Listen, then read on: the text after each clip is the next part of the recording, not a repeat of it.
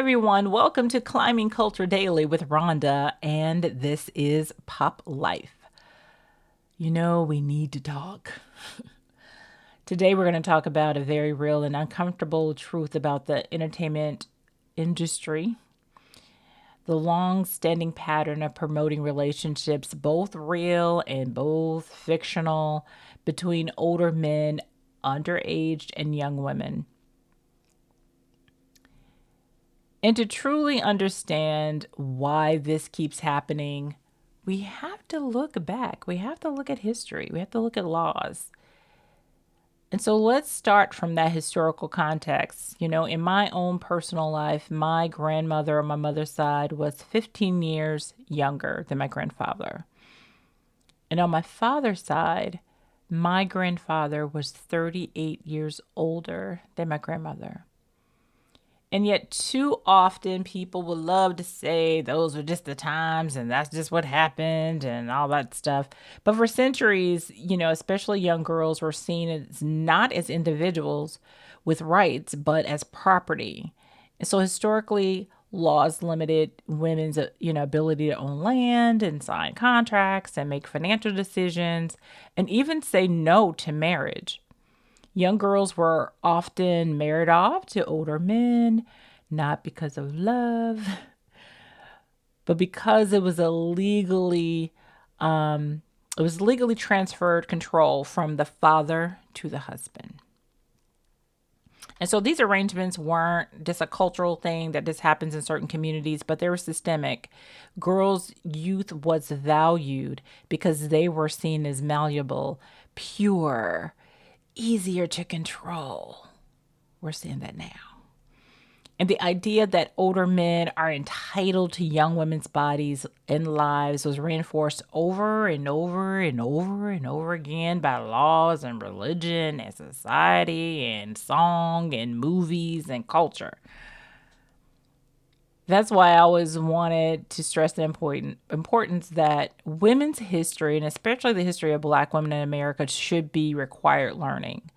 A lot of times in these situations when we're talking about what's going on with women and why women are making certain decisions today in 2025, sometimes men don't understand the historical context of why women have changed the game, and have more autonomy over their lives and their bodies.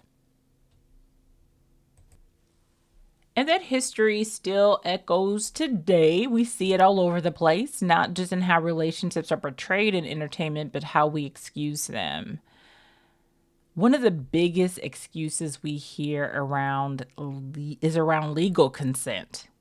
Well, she's 18. Well, she's legal. As if simply being legal makes the power imbalance disappear. Of course, we're going to talk about Mr. Sharp. When he publicly, interacted with a much younger woman, 19 years old, of course, critics pointed out the obvious, and which is the huge age difference, the dynamics of fame and power. And for this, I'm not going to go down the racial dynamic, which some are uplifting, or, really talk about Shannon's kink of racial sex play. I think that's another video and another conversation that can be had. But the defenders who jumped in, who said, she's grown and she's legal, as if, legality alone makes everything ethical. Just because it's legal doesn't make it right to do. There's a moral compass that we need to have in these conversations. And, legality isn't the same as maturity, as we can see with Mr. Sharp. And consent under pressure, power dynamics, financial influence isn't real freedom. It's just legalized exploitation. But also in this, we need to talk about grooming. Grooming doesn't always wear a mask. Sometimes it wears a suit. Sometimes it signs a contract. Sometimes it just wants to help you on your way. but it's still grooming. And I have to talk about my favorite prince. He's been accused of grooming. I would actually call it grooming. His first wife, Maite, whom he met when she was just 16. And there's a video of, I can't remember which video it is, where at the end of it, he is watching her belly dance and she's so young in the video. It's really kind of creepy. But we've also heard of songs that literally have spoken about how sexy a 17-year-old. And it's not genre specific. So we have the Stray Cats to Rick James talking about sleeping with teenagers and how it's desired. So you have sexy and 17, or, Rick James talking about, she was 17 and she was sexy.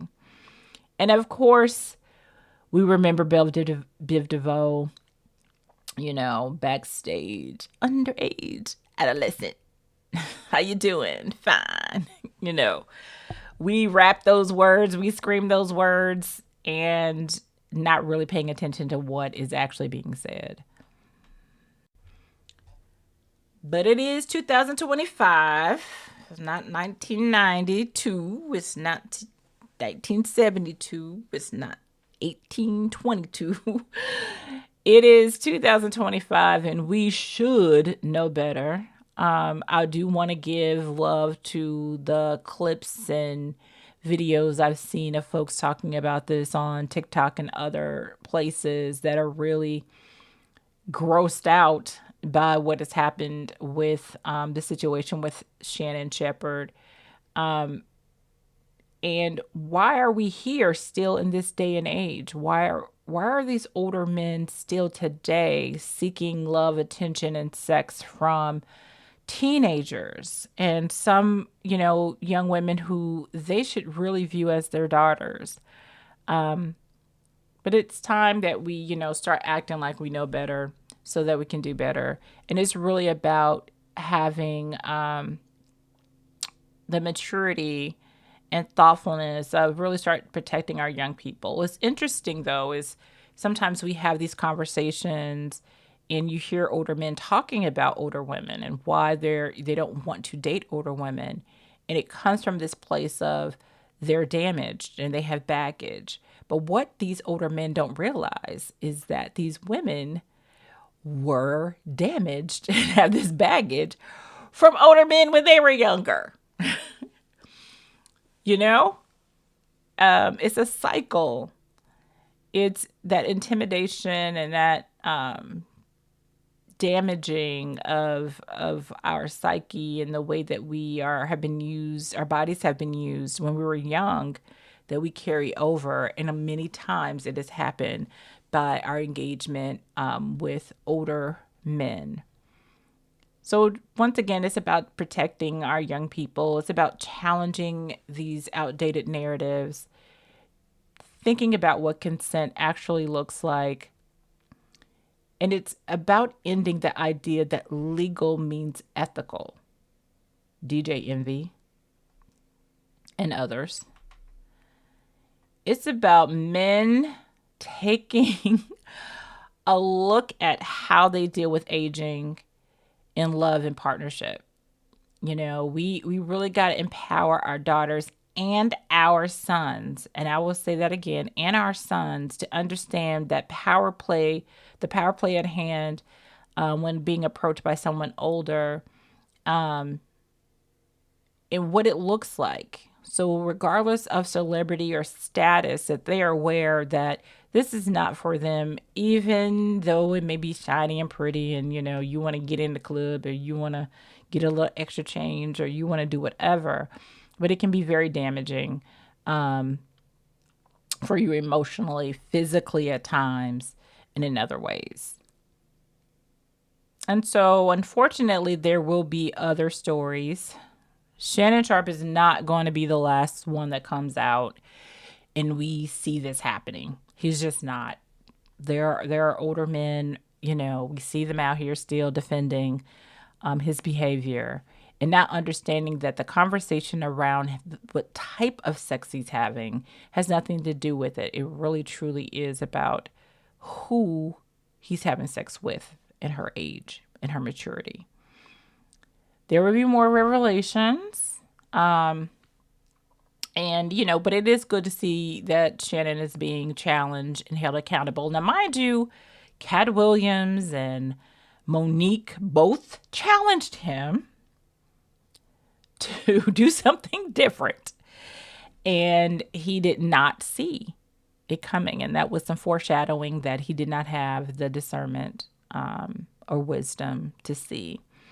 And again, his type of sex play isn't the issue, it's who his partner is. I think a lot of times in these conversations, we get a little caught up in the sex play and not the other larger issues. But I have a big I'm a big proponent of community as medicine, and so all of us taking accountability and watching each other's backs, and being there for young people, and look what's happening in our own backyard. Look at our own pegs in our eyes while letting community know about their spec. So this is Climbing Culture Daily with Rhonda. This is Pop Life, where we talk about things that are happening out here in culture. And I really hope you come back. If this conversation resonated with you, please like and share and subscribe and start a conversation. Please take advantage of the internets, the interwebs, and start looking up history to see where all this has started, and so that we can make some changes in present and future, and calling out the excuses that we have popping up when it comes to consent and exploitation of our young people. Until the next time.